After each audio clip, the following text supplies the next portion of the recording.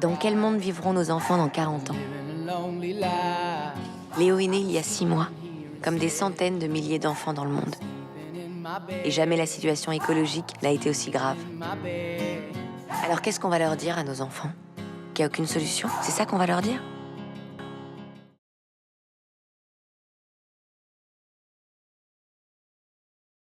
We need to start to cut emissions now 10% a year. Then we can either look at that as a disaster and a crisis and, oh my God, we're letting go of something that's completely irreplaceable, or we look at that as a historic opportunity to rethink many of the basic assumptions on which we do things, the scales on which we do things. The idea for this century is how we bring things closer to home, how we're able to live more with the seasons, reduce the level of consumption, consume things which are going to last longer, which are better made, and which are made more locally.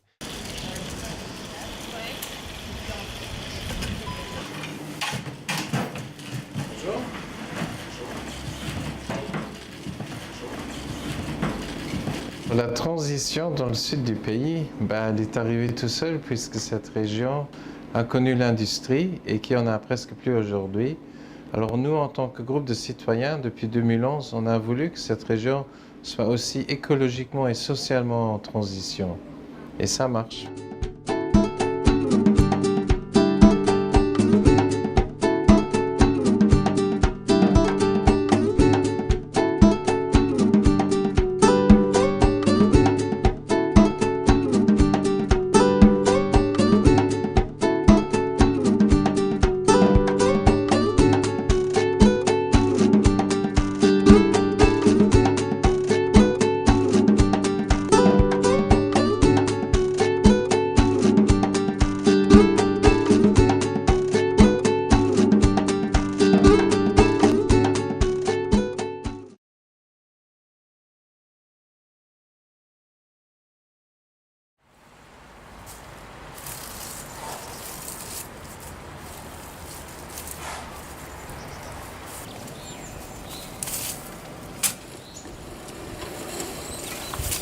In de zand, dat is maar gezien voor magazijn.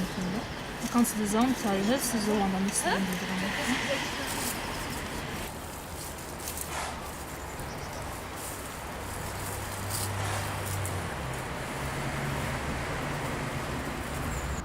Le jardin, ça fait déjà quelques années qu'il est en route. Donc voilà, c'est un jardin de quartier donc qui a été initié par Transition Minette.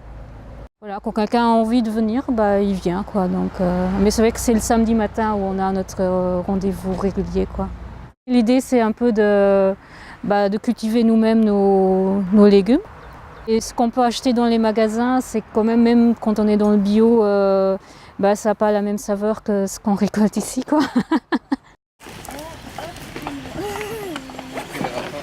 J'ai un peu revu les joints et tout, et j'ai l'impression que pour l'instant ça tient. C'est à observer. On branche le tuyau et le tuyau il vient là, jusqu'ici. Quand il y a un bordel, parfois les gens ne viennent pas. Quand c'est rangé, ils vont venir voir parce que c'est tellement beau. En 2013, on a créé au sein de Transition Minette, on a créé une coopérative énergétique. Ça consiste à impliquer les citoyens de participer financièrement aussi à des projets dans le domaine de la production d'énergie renouvelable. Dans notre cas, c'est de l'énergie solaire à base de panneaux voltaïques. Les citoyens peuvent s'impliquer en devenant coopérateurs dans cette coopérative. N'importe le nombre de parts, le droit de vote il est toujours le même, c'est une base démocratique. Donc, si vous tenez une part ou si vous tenez 100 parts, vous avez les mêmes droits participatifs de décision, le même pouvoir de décision au sein de la coopérative. On a réussi à installer 4 installations sur des toitures communaux qui chacune a une puissance de 30 kW-pic. On peut dire qu'une installation de 30 kW-pic représente la consommation électrique de 8 ménages annuellement. On peut aussi dire que depuis le début, quand on a démarré, on était à 12. Actuellement, nous sommes à 160 coopérateurs et le nombre est tous les jours un peu croissant. Bonjour madame. Bonjour. Je vous laisse les cartes, le temps que vous choisissez. Je reviens prendre votre commande d'ici une minute. Bienvenue à la Messa. Messa est l'une des vitrines du mouvement de la transition au Luxembourg.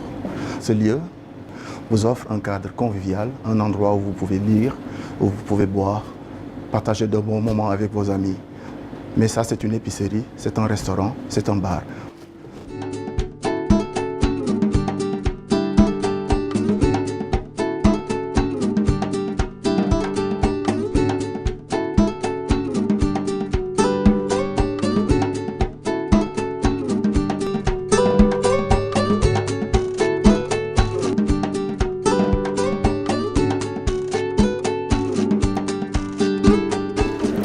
L'idée de la Reconomie, c'est de revenir au fondement de l'économie, qui est d'organiser la production et les services pour la communauté.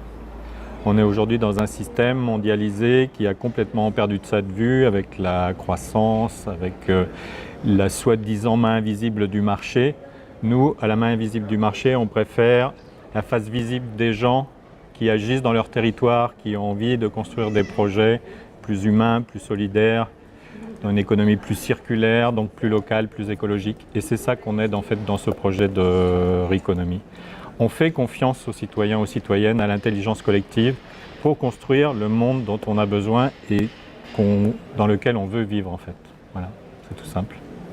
De nos jours, au niveau du monde du travail, c'est vrai que la plupart des personnes ne sont plus très motivées par ce qu'elles font. Elles ne trouvent plus le sens en fait, et c'est ce qu'elles recherchent actuellement. C'est vraiment de pouvoir se sentir utile et se dire mon travail apporte quelque chose, non seulement m'apporte moi personnellement quelque chose, mais aussi à toute la communauté. Et donc c'est comme ça que nous avons créé ce groupe de New Paradigm Co-Creators, qui sont justement des gens qui ont osé sortir de la roue d'hamster, qui ont osé se confronter à ne plus peut-être avoir de sécurité pendant un certain temps, mais en tout cas de suivre leur passion, de faire ce qui les motive. Je pense qu'on va vers une nouvelle économie à partir du moment où les gens sentent que ce qu'ils font est utile pour tous.